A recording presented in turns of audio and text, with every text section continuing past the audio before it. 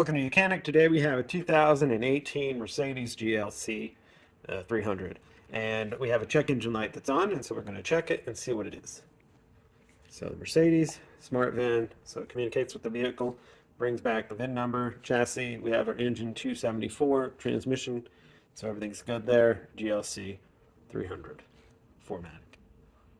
So we're going to continue to hit enter on that. Then quick scan will scan every module in the vehicle, or we can just go control modules where you want in the drive because we want the motor electronics. And then we're going to read the codes. Now we have some codes that are stored, but we also have this one that is stored in current. And that's a P007312, and that is the outside temperature sensor has a short circuit. Positive. Sometimes this outside temperature sensor is called the ambient temperature sensor also.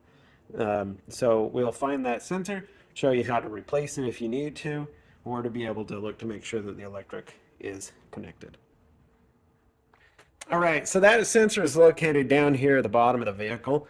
You normally would have your bumper on here. You wouldn't need to remove the whole bumper if you want to be able to try to get your hand in here by removing this shield. But if you did remove your bumper, which is fairly easy on this vehicle, you get a little bit easier access to it.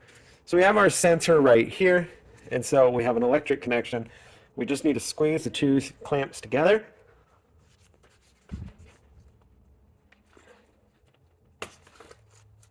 And then this actually just pulls out. It's kind of held through there with the grommet. I was really just trying to unhook the electric connection at the moment.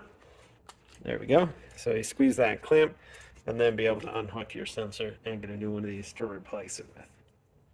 So then take your new one and of course, we would be checking to make sure that this wire is good.